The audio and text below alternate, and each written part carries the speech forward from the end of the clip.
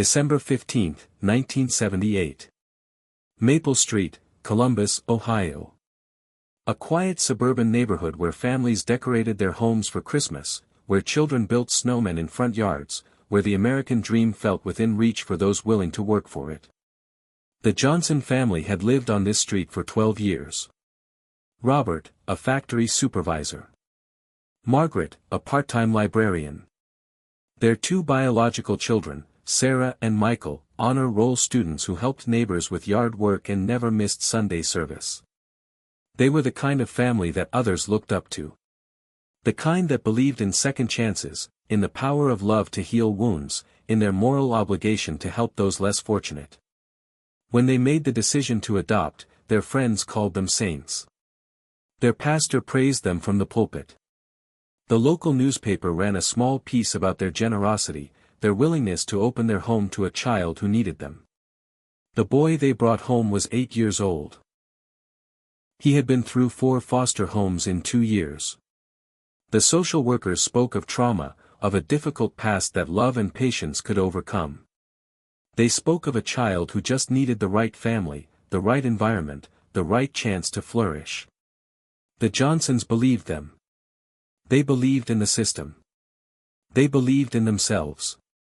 For 67 days, they tried. For 67 nights, Margaret Johnson would check the locks on every door, every window, before going to bed. For 67 mornings, Robert Johnson would search his son's eyes for some sign of the breakthrough they'd been promised. The neighbors noticed the changes first. The way the Johnson children stopped playing in the yard. The way Margaret's smile became forced, strained. The way Robert started working later, staying at the factory long after his shift ended. What they didn't know, what no one could have predicted, was that on the morning of December 16, the Johnson family would cease to exist as they knew it.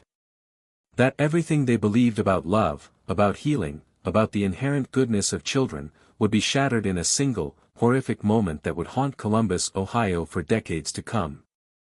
This is the story the adoption agencies don't want you to hear. The story that changed how America thinks about troubled children forever. This is the story of the boy they regretted adopting. Before we continue with this disturbing true story, I need you to do something important. If you're interested in more dark history cases like this one, stories that reveal the hidden truths behind America's most shocking crimes, hit that subscribe button right now. Turn on notifications because we post new content every week that will keep you awake at night. And if you're already subscribed, share this video with someone who loves true crime as much as you do. Now, let's dive into the full story of what really happened on Maple Street in 1978. The Johnsons weren't wealthy, but they were rich in the ways that mattered in 1970s America. Robert worked double shifts at the General Motors plant, his hands permanently stained with motor oil, his back aching from years of lifting engine parts. Margaret spent her mornings at the Columbus Public Library, helping elderly patrons find their favorite mysteries, teaching children how to properly hold a book. Their evenings belonged to Sarah and Michael. Homework at the kitchen table, little league games on weekends, family dinners where everyone shared the best part of their day. Their house on Maple Street was modest, 3 bedrooms, 1 bathroom, a small backyard where Margaret grew tomatoes and Robert taught the children how to change a tire. The neighbors knew them as the family who never missed a church potluck, who shoveled Mrs. Peterson's driveway without being asked, who always had their porch light on for trick-or-treaters. But Margaret Johnson carried a weight that her neighbors couldn't see.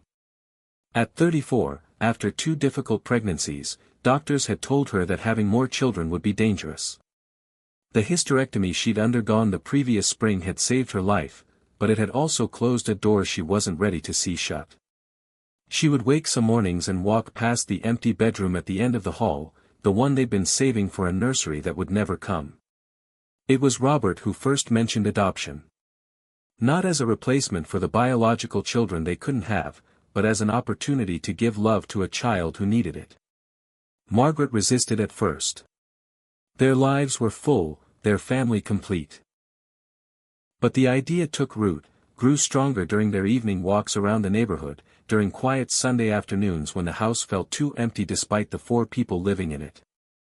The decision, when it finally came, felt inevitable.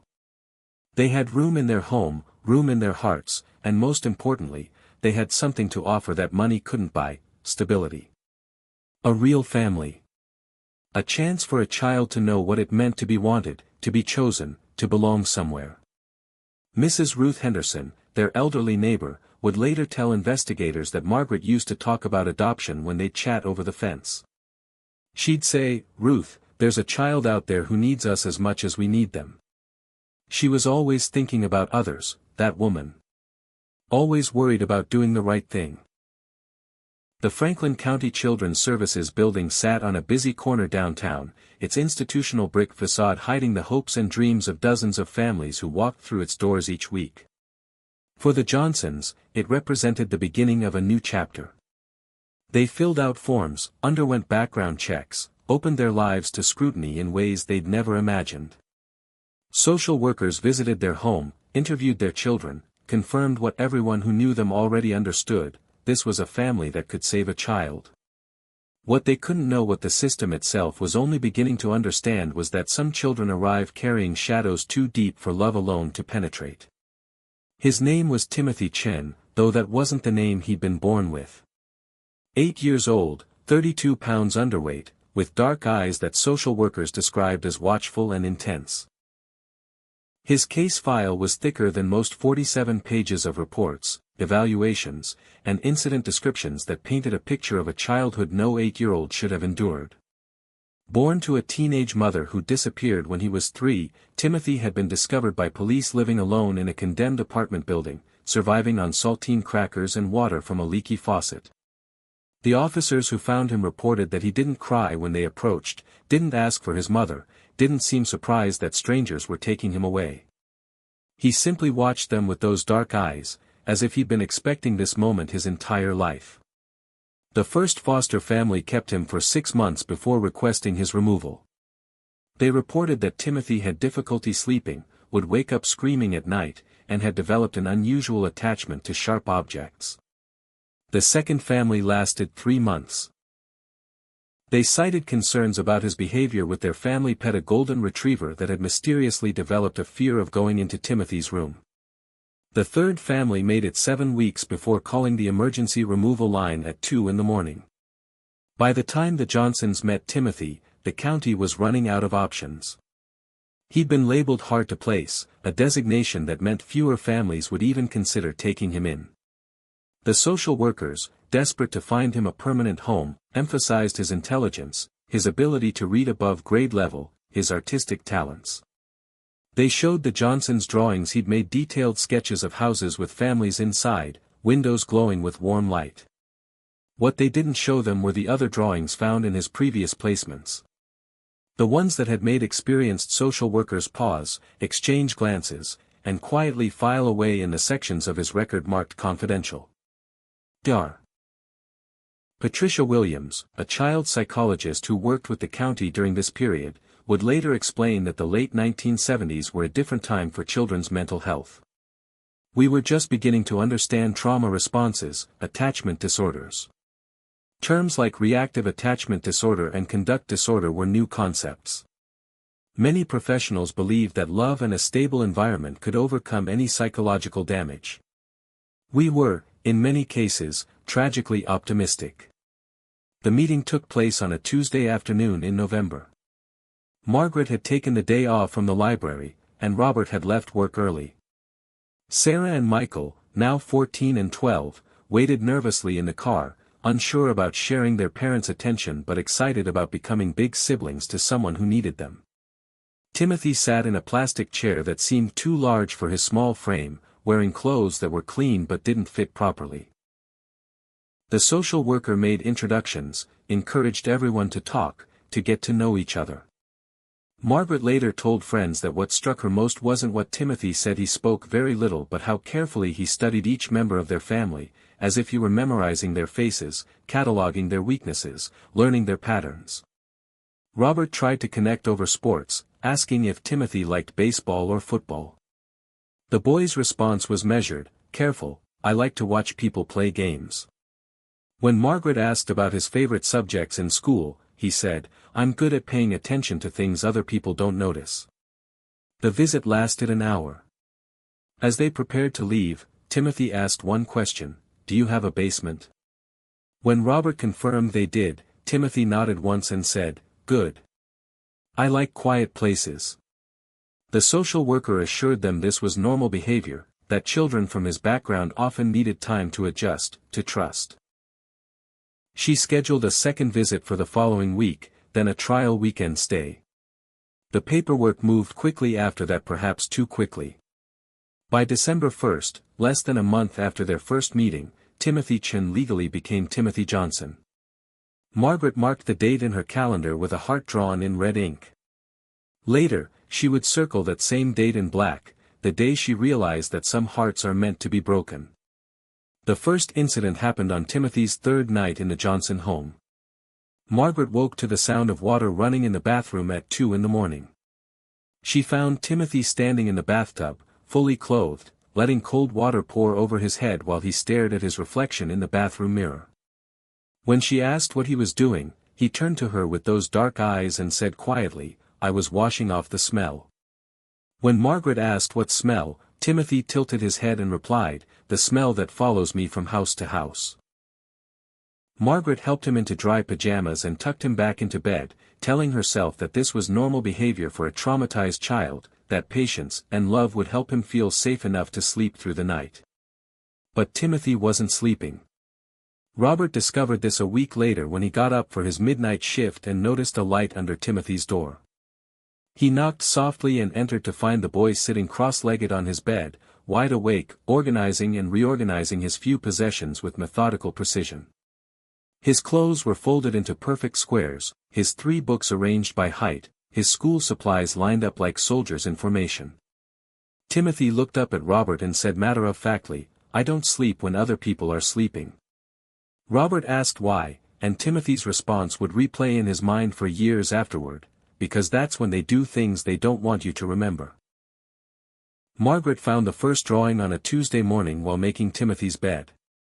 It was tucked between his mattress and box spring, drawn on notebook paper with careful attention to detail. The image showed a house that looked remarkably like their own, complete with the oak tree in the front yard and Margaret's tomato garden. But in Timothy's version, there were no windows on the house, and dark figures stood in the yard holding what appeared to be tools. At the bottom, in Timothy's neat handwriting, were the words, they always think they're safe inside. When Margaret showed the drawing to Robert that evening, they decided to speak with Timothy about it. They found him in the basement, sitting in the dark on the concrete floor, perfectly still. He wasn't hiding, wasn't playing, just sitting in complete darkness as if it were the most natural thing in the world. When they turned on the lights and asked about the drawing, Timothy studied their faces for a long moment before saying, I draw what I see. Robert asked what he meant, and Timothy replied, I see what happens to families who try to fix broken things. The Johnson children began to notice changes too. Sarah found Timothy standing in her doorway one morning at dawn, not speaking, just watching her sleep. When she asked what he wanted, he said, I was counting how many times you breathe in a minute. Sarah told her mother, who explained that Timothy was probably just curious about having siblings, that he was learning what it meant to be part of a family. But Sarah had noticed something else that she didn't tell her mother. Timothy never blinked while he watched her. His eyes stayed fixed and unblinking, like a reptile studying prey. Michael discovered that items in his room were being moved. Nothing taken, nothing broken, but his baseball cards would be arranged differently, his homework moved from his desk to his dresser, his bedroom door left open when he was certain he'd closed it. When he mentioned this to Timothy, the boy smiled for the first time since arriving and said, I like to know where everything is. Michael asked why, and Timothy's smile widened as he answered, so I can find things when I need them in the dark. The neighbors began to notice too. Mrs. Henderson mentioned to Margaret that she'd seen Timothy in their backyard at strange hours, crouched near the fence that separated their properties. He wasn't playing or exploring, just crouched motionless for long periods, watching her house. When Margaret confronted Timothy about this, he explained that he was learning the neighborhood, memorizing when people turned their lights on and off, when they came and went, when they felt safest. Margaret asked why this was important to him, and Timothy replied with chilling matter-of-factness, because every family has patterns, and patterns can be broken. Dr. Elizabeth Morrison, the family pediatrician, noticed something during Timothy's first checkup that she would later describe as the most unsettling moment of her 30-year career. While examining Timothy's reflexes, she accidentally dropped her stethoscope. The metal instrument hit the floor with a sharp clang that would normally startle any child. Timothy didn't flinch, didn't blink, didn't react at all. Dr. Morrison tested this response several more times with different sudden noises. Timothy's lack of response was absolute, as if he had trained himself not to be surprised by anything. When she asked Timothy about this, he looked directly into her eyes and said, "Loud noises mean someone is coming to hurt you, so you have to be ready." "But I'm always ready." The phone calls to the adoption agency began 3 weeks after Timothy's arrival. Margaret called first, asking for guidance about Timothy's unusual behaviors, his apparent inability to sleep, his tendency to watch family members for hours without speaking. The social worker reassured her that adjustment periods could be difficult, that Timothy had experienced significant trauma, that consistency and love would eventually help him feel secure. When Margaret mentioned the drawings and Timothy's disturbing comments, the social worker suggested they consider family counseling, perhaps some individual therapy for Timothy to help him process his past experiences. But Robert was beginning to understand that Timothy's behaviors weren't rooted in his past experiences. They were methodical, purposeful, calculated in ways that suggested Timothy wasn't trying to cope with trauma but was instead studying his new environment with the patience of a predator learning its territory. When Robert shared this observation with Margaret, she accused him of being paranoid, of looking for problems that didn't exist. She reminded him that Timothy was just a child, that children couldn't be inherently dangerous, that their job as parents was to provide love and stability until Timothy felt safe enough to let down his guard and trust them.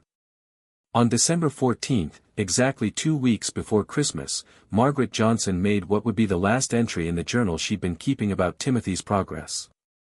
She wrote, "Today Timothy asked me if I believe in forever families. I told him yes, that he would always be our son no matter what. He nodded and said, 'Forever is a very long time, Mrs. Johnson. Some people don't last that long.' When I asked what he meant, he smiled and said, 'You'll understand soon.' I think he's finally starting to feel at home here, finally beginning to trust that we won't abandon him like the others did. Tomorrow I'm going to start shopping for his Christmas presents. I want this to be the Christmas that shows him what real love looks like." Margaret Johnson would never finish her Christmas shopping. She would never write another entry in that journal. Because in less than 24 hours, the Johnson family would discover that some children don't arrive carrying trauma from their past. Some children arrive carrying something far more dangerous, a complete understanding of how to destroy everything they touch, and the patience to wait for the perfect moment to begin. December 15 began like any other winter morning in Columbus. Robert left for his early shift at the plant at 5:30 a.m., kissing Margaret goodbye and reminding her that he'd be working late to finish a rush order before Christmas. Sarah and Michael caught the school bus at 7:15, their breath visible in the cold air as they waited at the corner with the other neighborhood children. Margaret watched from the kitchen window, as she did every morning, until the yellow bus disappeared around the corner. Timothy stood beside her, also watching, though Margaret couldn't know that he wasn't watching the bus. He was watching her reflection in the window, studying the way she relaxed when her biological children were safely away from the house. When Margaret turned to ask Timothy what he wanted for breakfast, she found him staring directly at her with those dark, unblinking eyes. "I don't eat breakfast," he said quietly. "I prefer to wait until everyone else is gone." Margaret felt a chill that had nothing to do with the December weather, but she forced herself to smile and ask what he meant. Timothy tilted his head in that peculiar way he had and said, "I like to be alone with people. It helps me understand them better." What happened next would be debated in courtrooms, analyzed by psychiatrists, and discussed in hushed whispers throughout Columbus for decades to come. According to Timothy's own testimony, given months later in a juvenile detention facility, he had been planning this moment since his first night in the Johnson home. He had studied Margaret's routines, learned her patterns, identified her vulnerabilities. He knew that she always did laundry on Friday mornings, that she always went down to the basement alone, that she always hummed while she worked. He knew that the basement stairs were steep and narrow, that the lighting was poor, that no one would hear her scream from down there. Most importantly, he knew that Margaret Johnson still believed he was just a traumatized child who needed love and patience. He knew she would never see it coming. At 8:45 a.m., Margaret gathered the laundry basket and headed for the basement, just as she had every Friday for the past 12 years. Timothy followed her down the wooden stairs, moving with the careful silence he'd perfected during his weeks of nocturnal wandering through the house. Margaret was humming a Christmas carol, sorting clothes at the washing machine, when Timothy spoke from the shadows behind her. "Mrs. Johnson," he said, his voice calm and emotionless. "Do you remember what you wrote in your journal yesterday?" Margaret turned, surprised to find Timothy in the basement with her. She hadn't heard him come down the stairs. She smiled nervously and asked what he was talking about. Timothy stepped forward, and Margaret later told police that it was then she noticed he was holding something in his hand. One of Robert's screwdrivers from his workbench. "You wrote that you wanted this Christmas to show me what real love looks like," Timothy continued, his voice never changing tone or inflection. "But I already know what love looks like, Mrs. Johnson. Love looks like people who think they can save you. Love looks like people who think they're safe. Love looks like people who turn their backs on things they should be afraid of." What followed lasted less than 10 minutes, but those 10 minutes destroyed the Johnson family forever. Margaret's screams brought Mrs. Henderson running from next door, but the basement door was locked from the inside. By the time she convinced her husband to break down the door, by the time the police and paramedics arrived, by the time Timothy was found sitting calmly in the corner of the basement waiting for them, the damage was done. Margaret Johnson survived, but she would spend the next 6 months in the hospital recovering from her injuries. The physical wounds healed. The psychological ones never did. When Detective Frank Morrison, no relation to the family doctor, interviewed Timothy in the back of the police car, the boy showed no signs of distress, no remorse, no understanding that what he'd done was wrong. When asked why he'd hurt Mrs. Johnson, Timothy replied with the same emotionless tone he'd used throughout his time with the family, "She thought she could fix me. Nobody can fix me. I tried to tell them, but they wouldn't listen." Detective Morrison had interviewed hundreds of criminals in his 20-year career, but Timothy Chen was the first one who made him feel genuinely afraid. This wasn't a child acting out in anger or confusion. This was a child who had planned and executed an attack with the methodical precision of an adult predator. The investigation that followed revealed details that had been buried in Timothy's case file, overlooked by overworked social workers and ignored by an adoption system desperate to place difficult children in permanent homes. The golden retriever from his second foster placement hadn't just been afraid of Timothy's room. It had been found dead in the family's backyard, killed in a way that suggested both cruelty and careful planning. The third foster family's emergency removal call hadn't been about behavioral problems. It had been about their 4-year-old daughter, found in her bedroom with injuries that the family had initially blamed on a fall down the stairs. Until they found Timothy's drawings hidden in the basement, detailed sketches of the little girl, with careful notations about when she slept, when she was alone, when she was most vulnerable. Dar. Patricia Williams, the child psychologist who had evaluated Timothy during his time in the system, was called to testify at his competency hearing. Her assessment would become a landmark case study in juvenile criminal psychology. Timothy Chen, she told the court, represents a category of child that our mental health system is simply not equipped to handle. He displays all the hallmarks of a developing psychopath: complete lack of empathy, inability to form genuine emotional attachments, sophisticated understanding of how to manipulate others, and most troubling of all, a clear enjoyment of causing pain and fear in those around him. Unlike children who act out due to trauma or abuse, Timothy's behavior appears to be driven by an innate desire to dominate and destroy. He doesn't lash out in anger or desperation. He plans, he waits, and he strikes when his victims are most vulnerable.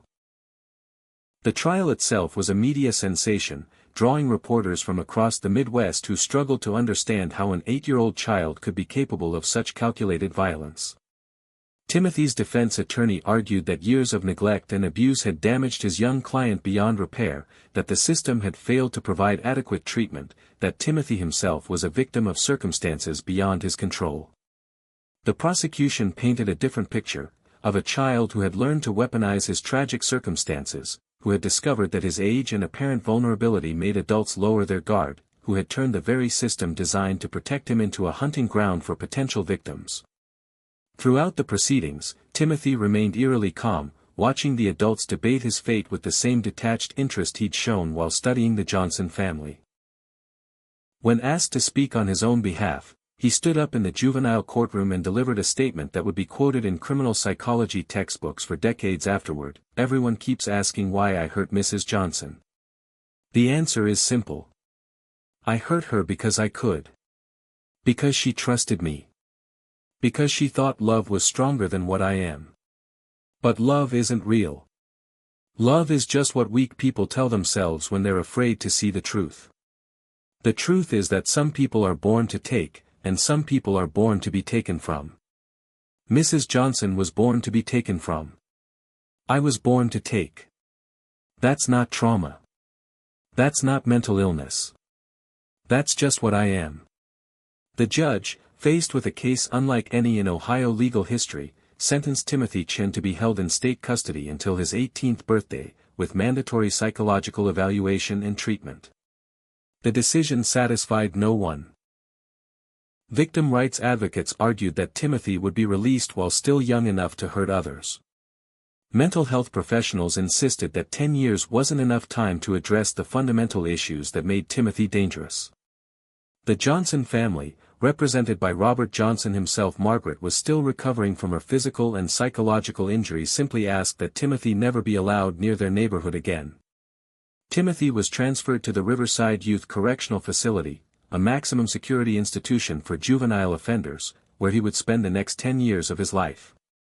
Dr. Williams continued to evaluate him annually, documenting his development with the fascination of a scientist studying a particularly deadly species. Timothy grew from a small, dark-eyed 8-year-old into a tall, powerfully built teenager who had learned to mimic human emotions with disturbing accuracy. He could cry on command, express remorse with perfect sincerity, demonstrate empathy and compassion in ways that fooled even experienced therapists. But in private sessions with Dr. Williams, he would drop the act and speak with chilling honesty about his true nature. "I've learned to be what people want me to be," he told her during a session shortly before his 17th birthday. "I can make them believe I'm cured, that I've found God, that I understand the value of human life. But that's just another game. The real game begins when they let me out." Dr. Williams filed report after report recommending that Timothy not be released at 18, that he posed a clear and present danger to society, that no amount of therapy or medication could address the fundamental absence of conscience that defined his personality. But the law was clear: juvenile offenders could not be held past their 18th birthday without being convicted of additional crimes.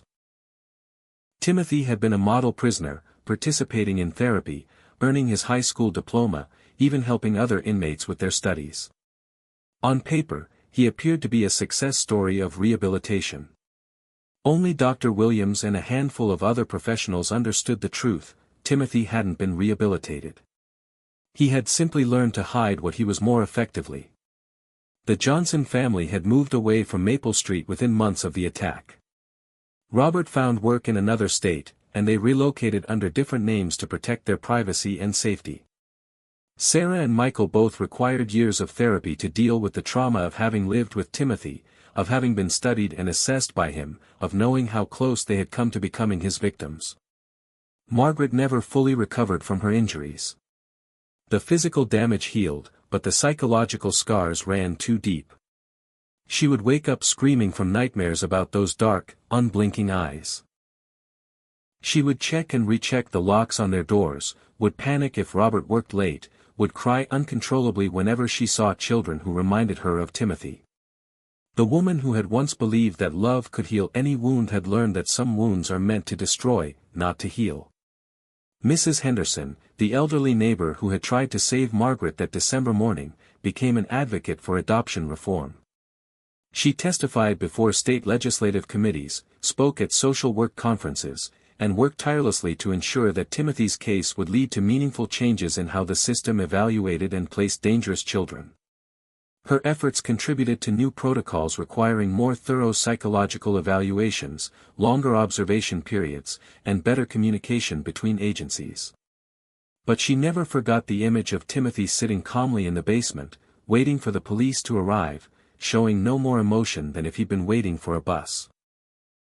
Detective Morrison retired from the police force 2 years after Timothy's arrest, citing the emotional toll of the case. In his final interview with the Columbus Dispatch, he said, "In 22 years of law enforcement, I dealt with murders, rapes, child abuse cases that would give you nightmares. But Timothy Chen was different. Adult criminals, even the worst ones, usually have reasons for what they do. Greed, anger, desperation, mental illness. Timothy didn't need a reason. He hurt people because he enjoyed it, because he was good at it, because he could. That's not a criminal. That's a predator. And predators don't change their nature, no matter how much therapy they receive." On Timothy's 18th birthday, October 13, 1988, he was released from state custody as required by law. Dr. Williams filed a final report stating her professional opinion that Timothy Chen posed an extreme risk to public safety and would almost certainly commit violent crimes within months of his release. She recommended immediate adult supervision, mandatory psychological treatment, and GPS monitoring. None of her recommendations were legally enforceable. Timothy walked out of the Riverside facility with $200 in state funds, a bus ticket to Columbus, and complete freedom to go anywhere and do anything he wanted. The last official record of Timothy Chen was a parole check-in appointment that he attended the day after his release. He met with his assigned parole officer, a young woman named Karen Walsh, who later described him as polite, well-spoken, and apparently committed to building a normal life. Timothy told her he planned to find work, perhaps go to college, and put his troubled childhood behind him. He answered all her questions appropriately, filled out all the required paperwork, and scheduled his next appointment for the following month. Timothy Chen never kept that appointment. He simply vanished, disappearing into the vastness of America with the efficiency of someone who had spent 10 years planning his escape. In the years that followed, Detective Morrison, now retired, would track unsolved cases across the country that bore similarities to Timothy's methods. Children who disappeared from loving homes without a trace. Families who died in their sleep from carbon monoxide poisoning caused by mysterious equipment malfunctions. Adoption agencies that reported break-ins where nothing was stolen but client files were accessed. Murders that appeared to be accidents until investigators looked more closely at the details. Morrison compiled a thick file of these cases, sharing his suspicions with law enforcement agencies nationwide, but without concrete evidence. Timothy Chen remained a ghost, a shadow that might be responsible for dozens of crimes or might be living quietly somewhere under a different name. Dr. Williams continued her research into criminal psychology, using Timothy's case as the foundation for groundbreaking work on identifying dangerous children before they could hurt others. Her protocols were adopted by child services agencies across the country, helping to prevent other families from experiencing the nightmare that befell the Johnsons. But she never stopped wondering about Timothy, never stopped looking for signs that he had surfaced somewhere, hurt someone else, left his particular signature of careful planning and methodical cruelty. In her final paper before retirement, she wrote, "Timothy Chen represents the most frightening category of criminal. The one who learns from his mistakes. Unlike impulsive offenders who eventually get caught because they can't control themselves, Timothy has the patience to wait, the intelligence to plan, and the emotional detachment to kill without leaving psychological evidence. If he is still alive, if he is still active, he has almost certainly become far more dangerous than the 8-year-old boy who nearly killed Margaret Johnson in a Columbus basement 40 years ago." The Johnson family never spoke publicly about their experience after the trial ended. They built new lives in a different state, under different names, trying to forget the 67 days that had changed everything they believed about family, about love, about the nature of evil itself. Robert Johnson died of a heart attack in 2003, taking with him the memories of coming home to find police cars in his driveway, of identifying Timothy in a lineup, of testifying about the drawings his adopted son had made of their family. Margaret lived until 2015, spending her final years in a care facility where she would sometimes wake up calling for the nurses to check her room for little boys with dark eyes. Sarah became a teacher but never married, never had children of her own, never able to trust her judgment about people after living with Timothy. Michael joined the military immediately after high school, seeking the structure and security that had been stolen from him during those terrible weeks in 1978. The house on Maple Street still stands today, though it has changed hands many times over the decades. Real estate agents are required by law to disclose the property's history to potential buyers, but the legal language is deliberately vague. Site of a domestic incident in 1978, juvenile offender involved, no lasting structural damage. Most buyers don't ask for details, and most agents don't volunteer them. The current owners, a young family with 2 small children, have no idea that their basement was once a crime scene, that their neighborhood was once terrorized by an 8-year-old boy who saw people as prey and families as hunting grounds. Mrs. Henderson's house next door was demolished in 1995, replaced by a larger home with modern security features and motion sensor lights that illuminate every corner of the yard. The new owners, if they know the history at all, know only that an elderly woman once lived there who was involved in helping a neighbor during some kind of emergency. They don't know that Mrs. Henderson never slept peacefully again after that December morning, that she would sit by her bedroom window on winter nights, watching the Johnson house, making sure no dark figures moved through the yard, checking and rechecking that her doors were locked, her windows secure, her grandchildren safe when they came to visit. The Riverside Youth Correctional Facility where Timothy spent 10 years closed in 2010, deemed too expensive to maintain and too outdated to meet modern standards for juvenile rehabilitation. The building was sold to a private developer who converted it into luxury condominiums, marketing them to young professionals who appreciated the solid construction and historic character. The marketing materials make no mention of the facility's previous purpose, of the dangerous children who once lived behind its walls, of the boy who spent a decade there learning to perfectly mimic human emotion while planning his eventual return to society. Dr. Patricia Williams published her landmark study on juvenile psychopathy in 1995, using Timothy's case as the central example of how traditional therapeutic approaches fail when applied to children who lack fundamental human empathy. Her work revolutionized the field of criminal psychology and led to new methods for identifying potentially dangerous children before they could hurt others. The Timothy Chen protocol, as it became known in professional circles, has been credited with preventing dozens of tragedies by catching warning signs that previous evaluation methods had missed. But Dr. Williams always insisted that her greatest failure was not being able to convince the system to keep Timothy Chen locked up permanently. In her private papers, discovered after her death in 2018, she wrote, "I have dedicated my career to understanding the criminal mind, but Timothy Chen taught me something that no textbook could convey: some people are born broken in ways that cannot be fixed. Our job as mental health professionals is not to cure them, but to protect society from them. We failed in that job, and somewhere out there, people are paying the price for our failure." The adoption system underwent significant reforms in the wake of Timothy's case, implementing new screening procedures, longer observation periods, and better communication between agencies. The changes came too late for the Johnson family, but they have undoubtedly prevented other families from experiencing similar tragedies.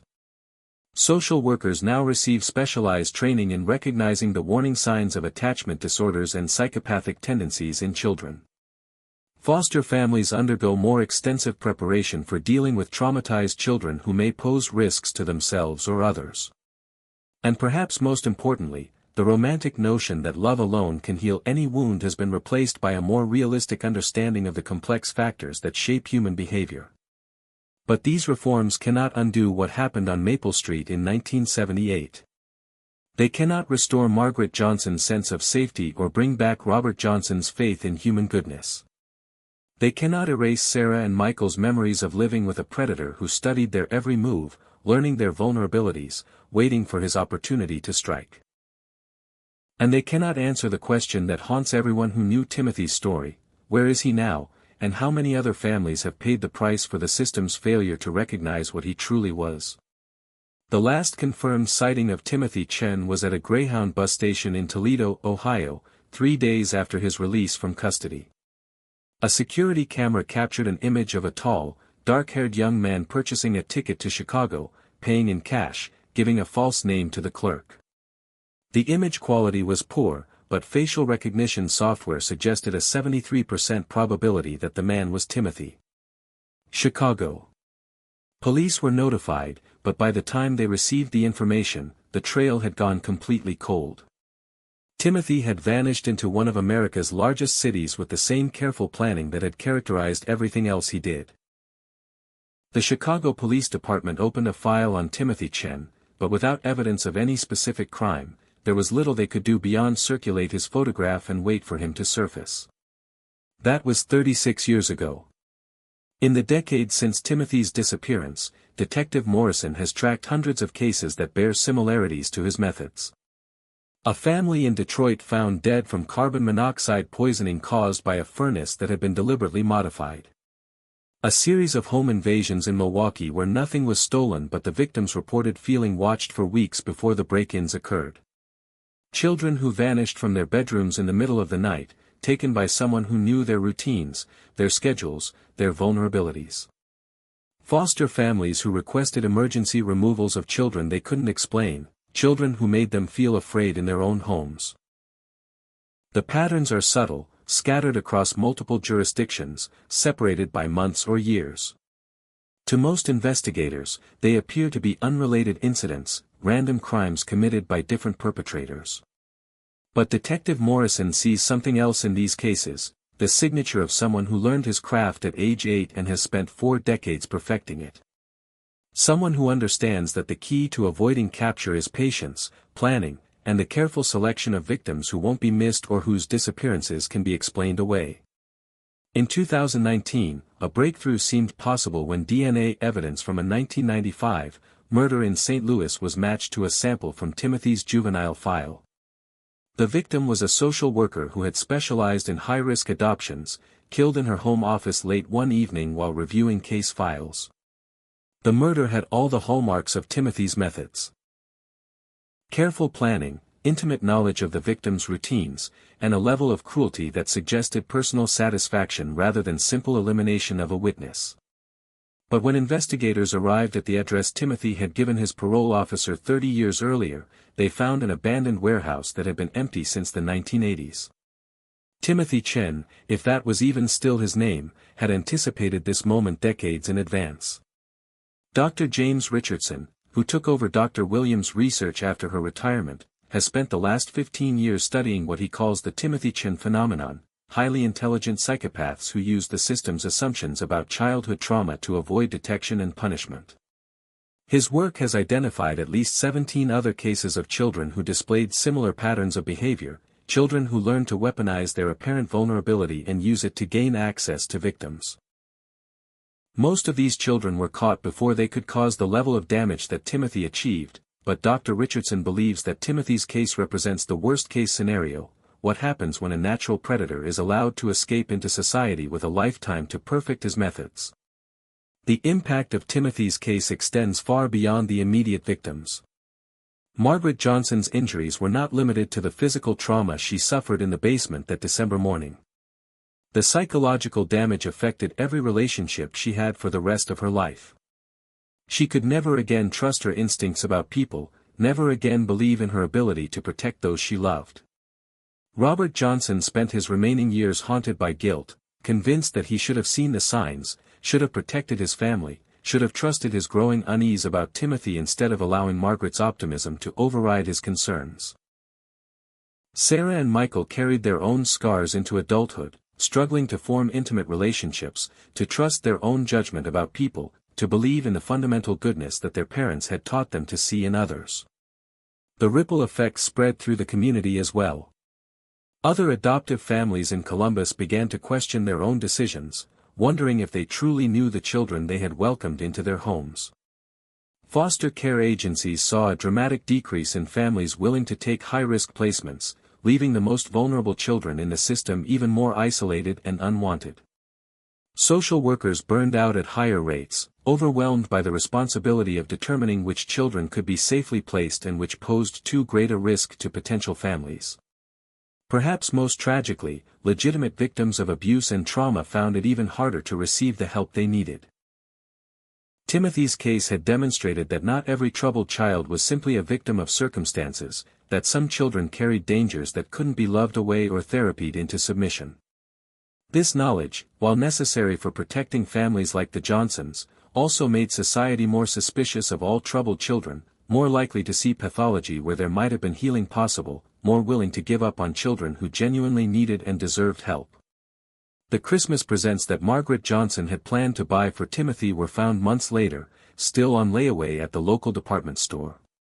She had chosen them carefully, a set of art supplies to encourage his drawing, books about families and belonging, a warm winter coat that would have been his first piece of clothing bought specifically for him rather than passed down from other children. The store clerk who had helped Margaret select these items remembered her excitement, her certainty that this Christmas would be the beginning of Timothy's real childhood, his first experience of unconditional love. When the items were finally claimed by Margaret's sister and donated to charity, the clerk cried for reasons she couldn't fully explain. Timothy's own artwork, confiscated as evidence during the investigation, reveals the mind of a child who saw the world in fundamentally different terms than his peers. While other 8-year-olds drew pictures of rainbows and birthday parties, Timothy created detailed maps of houses, carefully noting entry and exit points, sight lines, and hiding places. His drawings of people focused obsessively on their eyes, their hands, their expressions of fear or vulnerability. Child psychologists who studied these images noted that Timothy never drew himself in any of them. He saw himself not as a participant in human society but as an observer of it, a predator studying prey. The basement where Timothy attacked Margaret Johnson was renovated immediately after the family moved out, but subsequent owners reported persistent problems with the space. Electrical systems failed repeatedly, plumbing developed mysterious leaks, and several families complained of an oppressive atmosphere that made them reluctant to spend time downstairs. Whether these issues were related to the trauma that had occurred there or simply the result of an aging house is impossible to determine, but the pattern was consistent enough that most recent owners have avoided using the basement for anything other than storage. The Columbus Dispatch ran a follow-up story on the 10th anniversary of Timothy's disappearance, interviewing former investigators, social workers, and mental health professionals about the lessons learned from his case. The consensus among experts was that Timothy represented a perfect storm of factors: exceptional intelligence combined with complete lack of empathy, early trauma that taught him to see people as threats or opportunities rather than fellow human beings, and a system that was unprepared to recognize or contain his particular type of pathology. Dr. Richardson, who was featured prominently in the article, stated his belief that Timothy was almost certainly still alive and still dangerous. Individuals like Timothy don't burn out or lose interest in causing harm, he explained. They simply become more sophisticated in their methods, more careful about avoiding detection, more selective about their victims. The article prompted dozens of readers to contact the newspaper with stories of their own encounters with disturbing children, adoptions that had gone wrong, or families who had been forced to give up on children they couldn't help. These responses revealed that Timothy's case, while extreme, was not entirely unique. Across the country, families were struggling with children whose problems went beyond normal trauma responses, children who seemed to lack fundamental human emotions, children who frightened the very people trying to save them. One letter, from a woman in Pennsylvania, described her family's experience with a foster child who had many similarities to Timothy: the watchful silence, the methodical organization of possessions, the disturbing artwork, the sense that he was studying rather than bonding with family members. Unlike the Johnsons, this family had recognized the warning signs early and requested the child's removal before any violence occurred. The child was eventually institutionalized after attacking a staff member at his next placement, but the woman wondered how many other families might not be so fortunate, how many might ignore the warning signs until it was too late. Another response came from a former social worker who had been part of Timothy's case team. She revealed that there had been internal discussions about keeping Timothy in institutional care rather than attempting another family placement, but political pressure to reduce the number of children in state custody had influenced the decision to pursue adoption. The social worker, now retired, expressed deep regret about not fighting harder to keep Timothy out of a family setting, acknowledging that professional pride and bureaucratic pressure had overridden legitimate safety concerns. The most chilling response came from someone who claimed to have known Timothy during his time at Riverside. The letter, which police could never verify or trace, described a young man who had learned to perfectly mimic human emotion while retaining his fundamental lack of empathy.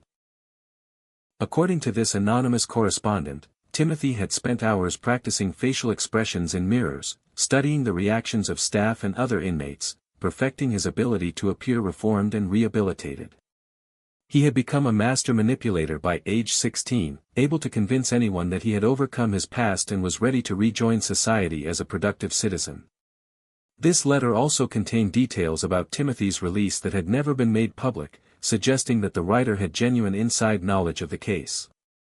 It described how Timothy had spent his final months at Riverside creating a detailed plan for his life after release, including multiple false identities he could assume, cities where he could disappear, and methods for supporting himself without creating paper trails that could be traced. Most disturbingly, the letter suggested that Timothy had maintained correspondence with other institutionalized children, sharing techniques for manipulation and violence, creating a network of dangerous individuals who would be released over the coming years. Law enforcement agencies across the Midwest took this letter seriously enough to increase monitoring of other juvenile offenders from Timothy's era, but the damage, if real, had already been done.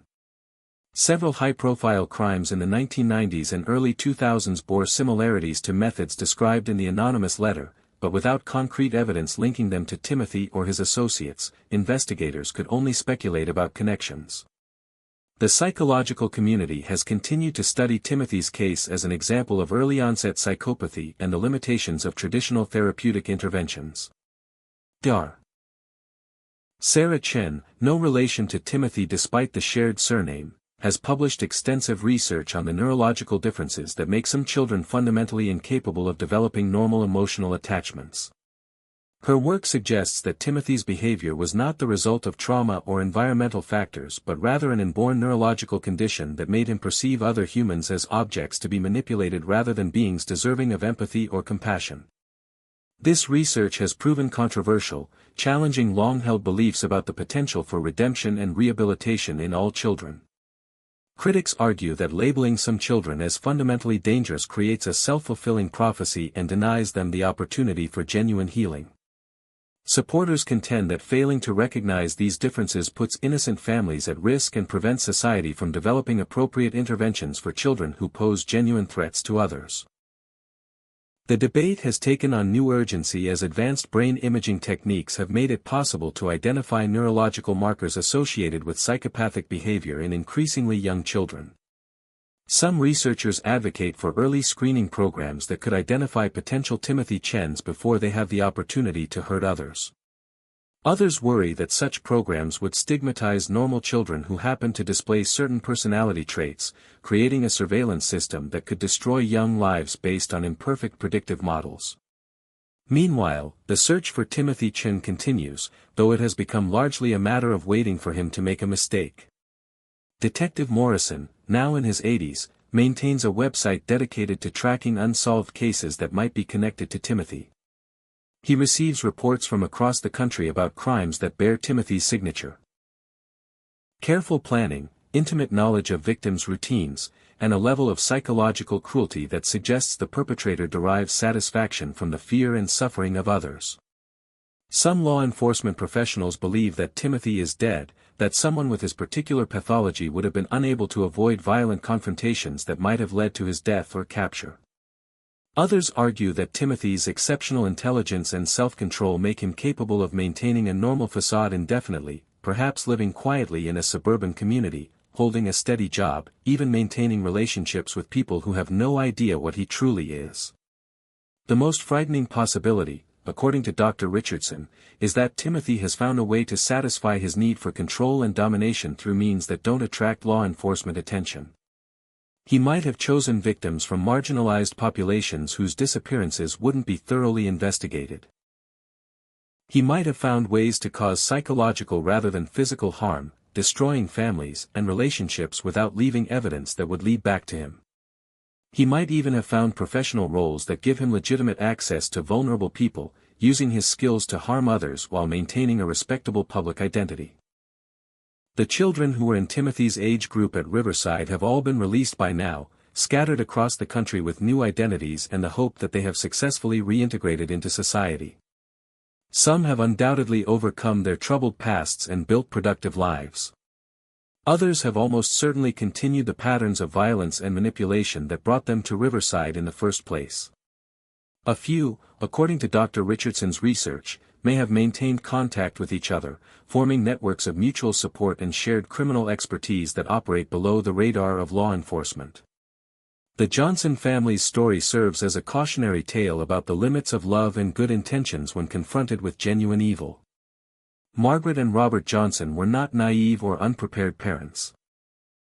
They were experienced, stable adults who had successfully raised two biological children and who approached adoption with realistic expectations about the challenges they might face.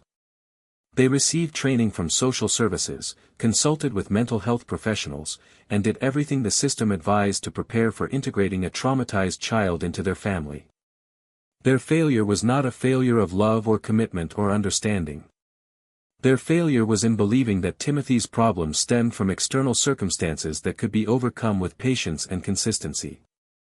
They could not have anticipated that they were dealing with a child whose fundamental neurological wiring made him incapable of forming genuine human connections, a child who saw their kindness not as healing but as weakness to be exploited. The tragedy of the Johnson case is that it represents the collision of two incompatible realities.